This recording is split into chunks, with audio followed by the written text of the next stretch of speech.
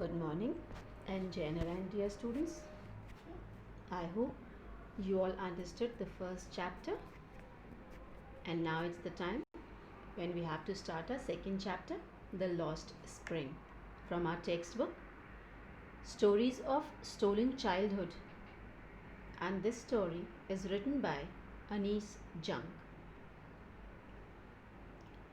Before moving further, let me tell you about the author.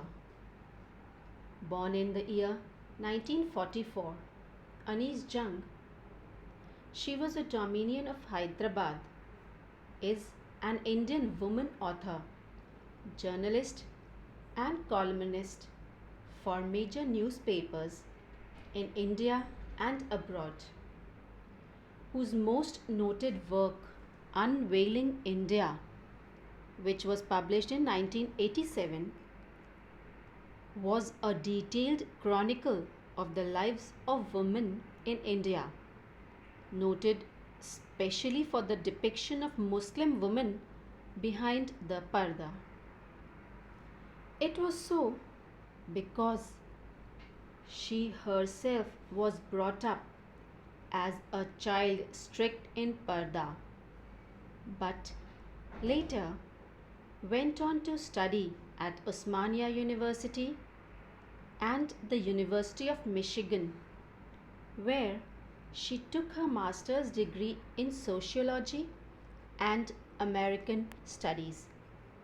Her other works include Night of the New Moon 1993, Breaking the Silence 1997, etc. And her book Lost Spring, Stories of Stolen Childhood came in 2005. It focuses on children from the deprived background. Now, before moving further, we should know the characters involved in the chapter. So, the first character with which we are going to meet in the chapter is Sahib. Sahib was a son of a migrant family which migrated from Dhaka. Sahib is a rag picker who lives in Simapuri, and Simapuri is at the periphery of Delhi. His dreams were very simple, and he believes in promises made to him. The second character with which we'll interact is Mukesh. Mukesh is a boy from Firozabad glass making industry, and his dream of breaking away from tradition and want to become a motor mechanic. The third character is the author Anis Jung.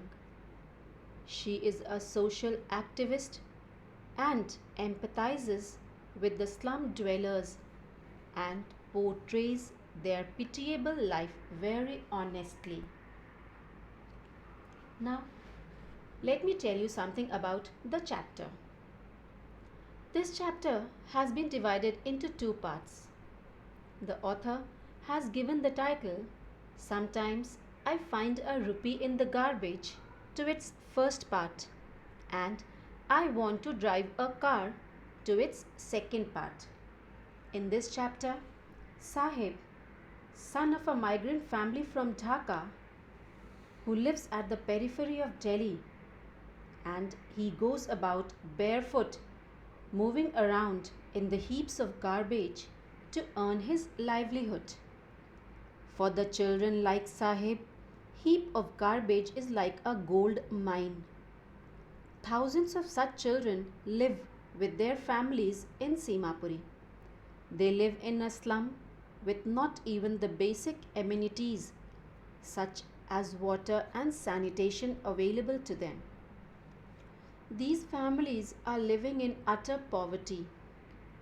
The children have nothing else to do except rag picking, through which they earn something to eat at least.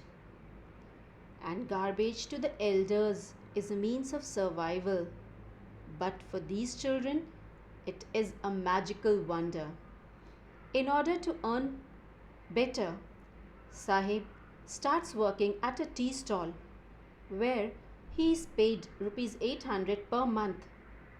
But it seems he after this has lost his carefreeness. He works for someone else and is no longer his own master. This loss of identity weighs heavily on his tender shoulder. Anis Jung then tells about Mukesh in the second part. Mukesh is another boy who wants to be his own master. He is also a boy from Firozabad glassmaking industry, and as a family tradition, he has always worked in the glass bangle factory. Here, the children work in close proximity of furnaces and in such high temperatures that they are exposed to various health hazards, even losing their eyesights. Mukesh's family, like other families of Firozabad, are victims of poverty.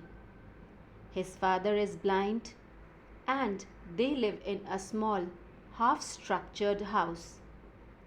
These people of Firozabad are exploited by the Sahukars, the middlemen, the policemen, the bureaucrats, and the politicians.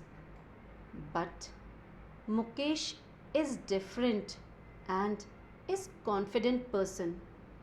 He wants to be a motor mechanic. In the story, the author brings out the depravity of child labor. In fact, the childhood is considered as spring of human life and should be full of joy, pleasure and play. But ironically, millions of children like Sahib and Mukesh have lost their spring, that is, their childhood, by getting engaged in making a living. Thank you, dear students. Now, in the next video, we'll start on with the chapter from page number 13. Thank you.